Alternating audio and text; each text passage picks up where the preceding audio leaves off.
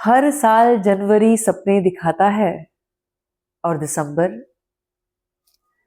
दिसंबर हकीकत से रूबरू कराता है।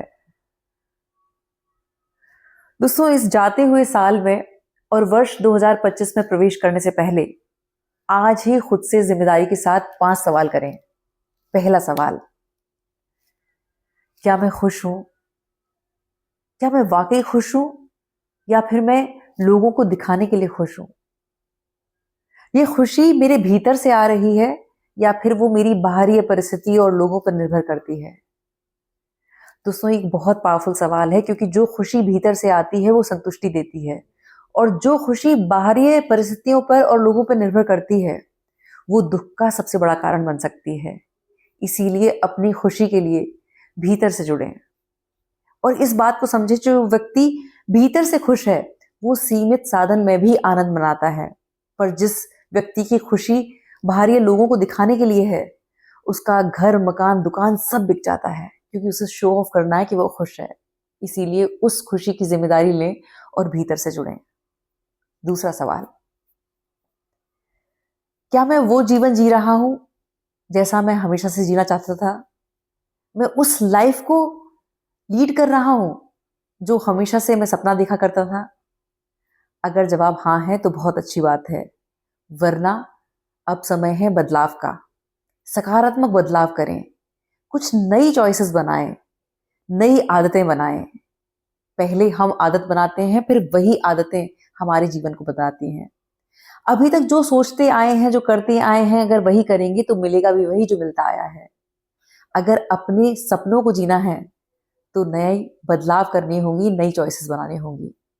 तीसरा सवाल, आज कुछ मैं ऐसा कर रहा हूं जो कल मेरे माता पिता को गर्व महसूस कराएगा?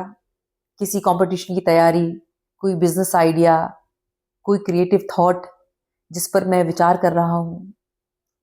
अगर जवाब हाँ है तो ऑल द बेस्ट, वरना आज ही रिस्पॉन्सिबिलिटी लें और कुछ क्रिएटिव सोचें, अपने जीवन की जिम्मेदारी लें क्योंकि समय यूं ही निकलता जाएगा। ये व्हाट्सएप पे ऑनलाइन रहना, सोशल मीडिया पर हर समय एंटरटेनमेंट ढूंढना, ये शॉर्ट टर्म आपको आनंद देगा लेकिन लॉन्ग रन में ये दुख का सबसे बड़ा कारण बन सकता है। इसलिए अपनी लाइफ की जिम्मेदारी लें।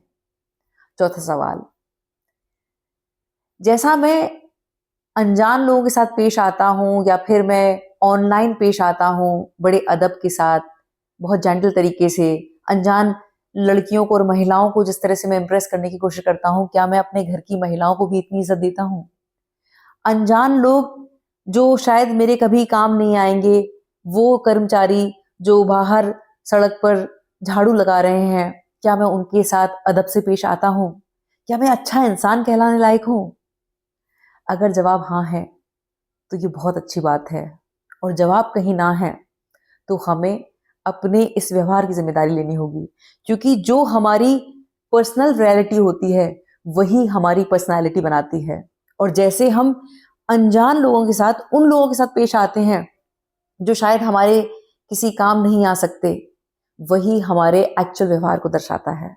इसीलिए विनम्र होना, एक अच्छा इंसान होना बहुत बड़ी जिम्मेदारी है।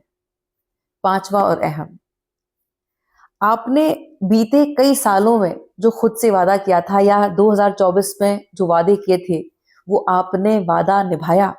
जो खुद के साथ किया था, वर्कआउट करने का, कुछ क्रिएटिव करने का, कोई इंस्ट्रूमेंट पर आप रियाज करना चाहते थे, संगीत सीखना चाहते थे, जो भी हैबिट्स आप नई बनाना चाहते थे, क्या आपने वो बनाई? अगर जवाब नहीं है तो सोचें और 2025 में कोई संकल्प ना लें।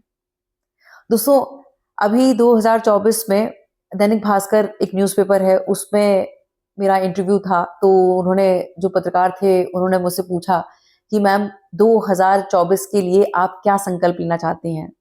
और मेरा जवाब ये था कि 2024 में कोई संकल्प नहीं लेना है, यही मेरा संकल्प है क्योंकि बहुत सारे पेंडिंग काम ऐसे थे जो मैं सालों साल से टाल रही थी।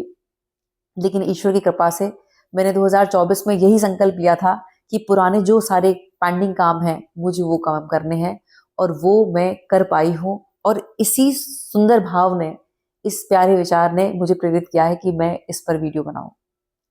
अपनी लाइफ की जिम्मेदारी लें और इस बात को भली प्रकार से समझ लें कि साल बदलने से कुछ नहीं बदलेगा, सोच बदलोगे तो सब कुछ बदलेगा। इसलिए अपनी सोच पर काम करें, सकारात्मक दिशा में हमेशा आगे बढ़ते रहें और सफलता आपके कदम चूमेगी। बहुत बहुत आभार, नमस्कार, जय श्री राम।